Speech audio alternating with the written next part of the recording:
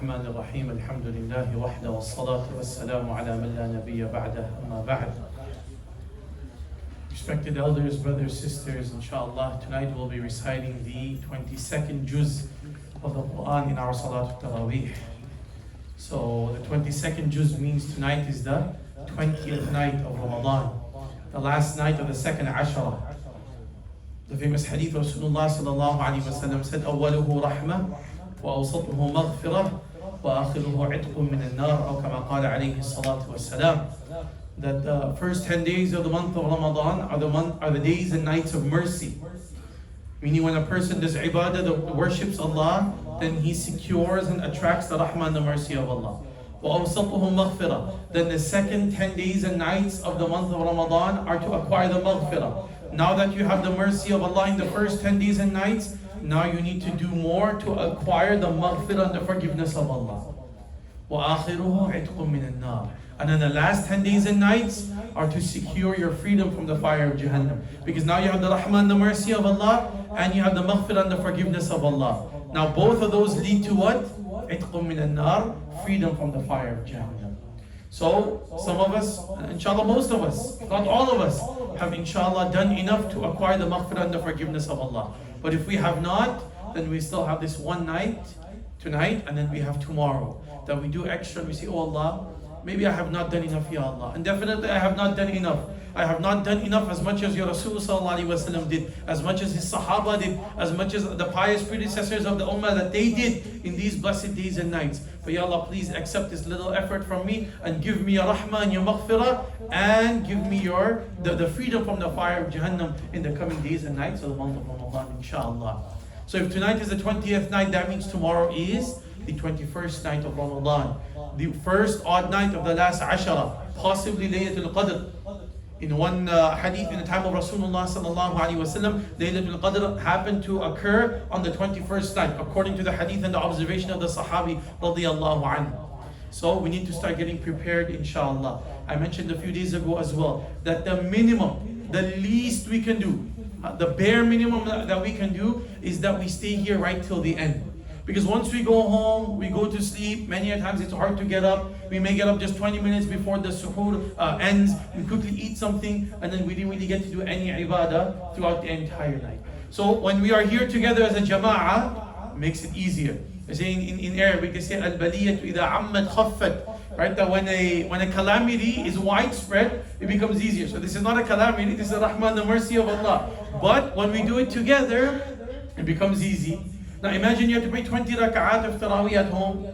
Even to 8 at home becomes difficult. But here it's easy. You're listening to the Quran, you're with the Muslim brothers and sisters. It becomes easy to exert yourself. So try and stay, inshallah. We only have now 11 nights left. Or 10 nights. If the Ramadan is 29 days, then 10 nights. Or 11 nights maximum. Only that's it. Now that's all that we have left of this beautiful month. So let's try and exert ourselves, inshallah, the best we can in the remaining days, few days and nights. May Allah accept from all of us, inshallah. So the 22nd juz, very quickly, inshallah, consists of 3 main surahs. Number 1, Surah Al-Ahzab. We read half of it last night. We're going to read the second half today, inshallah, in the 22nd juz. Ahzab is a plural word in Arabic. It means the groups or the confederates or the allies. This name is called Surah Al-Ahzab because Allah subhanahu wa ta'ala speaks about the battle of Ahzab or the battle of Khandaq, which happened in the 5th or the 6th year after the hijrah of Rasulullah sallallahu alaihi wasallam, where the mushrikun of Mecca and some of the Jews in Medina and the other Arab tribes that were in and around Mecca and Medina, they all plotted together to attack the Muslims in Medina al-Munawwara. So they were all Ahzab, they were all allies and groups, and they came to attack one Muslim Jama'ah and the group of the Muslims and Rasulullah sallallahu alaihi wasallam and his Sahaba radiyallahu anhum. So Allah subhanahu wa ta'ala speaks about this story or this battle in this surah over here. And other ahkam as well, of course, but this is the main reason why this surah takes its name, the Surah Al-Ahzab. Then comes Surah Saba. Saba was a nation in the past before the ummah of Rasulullah sallallahu alaihi wasallam. Some say they used to live in Yemen. Allah subhanahu wa ta'ala had given them a very comfortable life. Very, very comfortable life. They used to have their gardens, they used to have their fruits, their produce. Everything was very easy for them. Even their journey, Allah had made it very easy. They would travel a little bit and they would reach a destination. So they disbelieved in Allah. Despite all of these bounties, they disbelieved in Allah. And then they started complaining.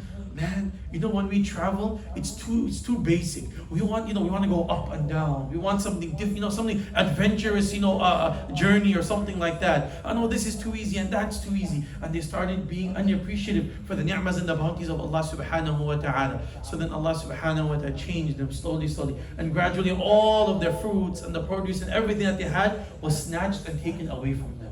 What does this mean? When Allah gives you raha and comfort, and when Allah blesses you with the ni'mas and the bounties, you be appreciative. You thank Allah. That, oh Allah, I thank you that you have made driving so easy in Florida. Because if we were in New York or Chicago, it would be a lot harder. Okay, those of you already know from there. So all of this ease that we have over here in this country, in this city, in this state, this is all the rahmah and the mercy of Allah. We thank Allah subhanahu wa ta'ala. And we continue with our shukr and we obey Allah subhanahu wa ta'ala. This is Surah Al-Saba. And then finally Surah Al-Fatir.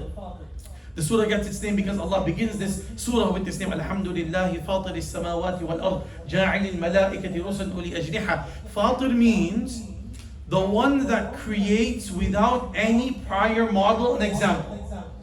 The one who creates without any prior example. So Allah is Fatir because Allah created everything that is in the earth and in the heavens and everywhere in the universe without any prior example. There was no model.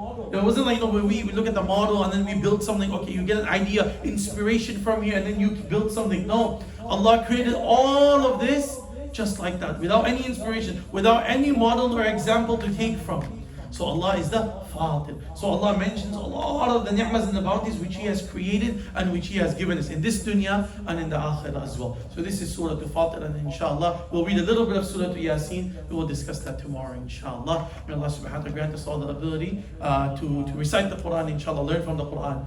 There's a watch, I think someone's left their watch or misplaced their watch. Brother Jalal has it over there at the